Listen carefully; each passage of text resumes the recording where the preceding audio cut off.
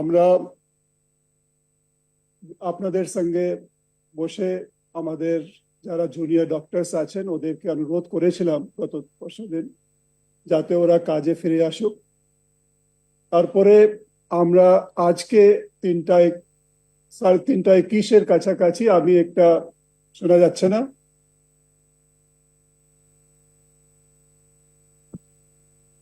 আচ্ছা, তাহলে আমি আবার বলছি সকলকেই নমস্কার।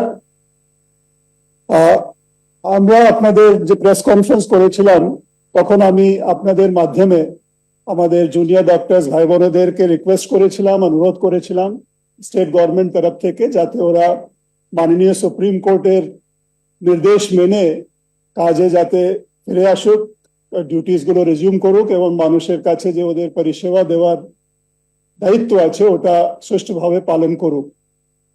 কিন্তু মাননীয় সুপ্রিম কোর্টের আদেশকে এখনো মান্য করা হয়নি। আমি আজকে আবার 3:31 একটা মেলের মাধ্যমে আমাদের জুনিয়র ডক্টরসদেরকে অনুরোধ জানিয়েছিলাম কি ওরা কাজে ফিরুক এবং গঠনমূলক আলোচনা করার জন্য ওরা আজকে 6টার সময় 12 থেকে 15 জন ওদের যারা মেম্বার্স আছেন ওদেরকে নিয়ে নবান্নায় আসুন।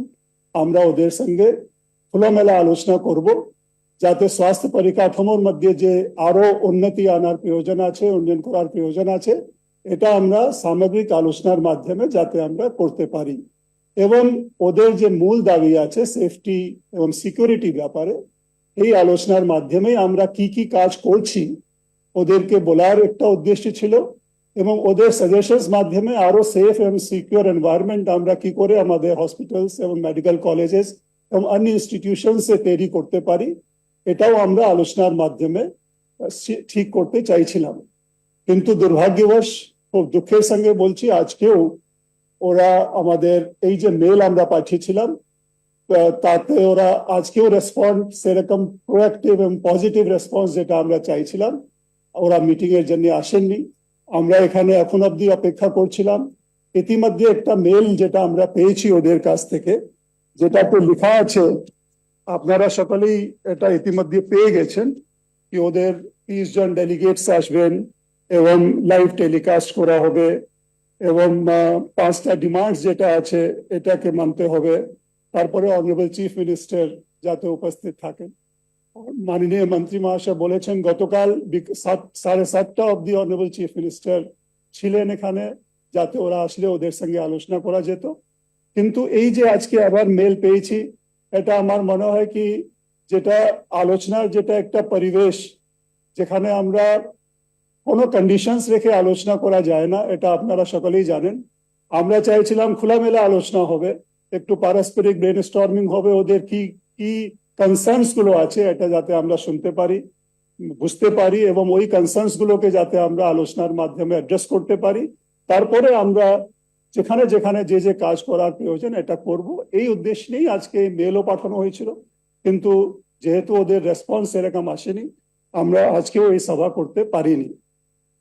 এটা জিনিস একটা সবাইকে বুঝতে হয় কি এই কন্ডিশনস গুলো রেখে যে একটা এটা হলে তারপরে আলোচনা হবে এই মানসিকতা আমার মনে হয় ঠিক নেই। ওরা অল প্রফেশনালস আছে, they are all educated people, they know how to do discussions.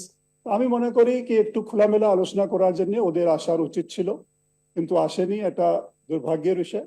But আমরা আশা করব কি ওরা এখনো মাননীয় সুপ্রিম কোর্টের যে নির্দেশ আছে, আমাদের যে আপিল আছে এটাকে সাড়া দিয়ে কাজে ফিরে আসবে।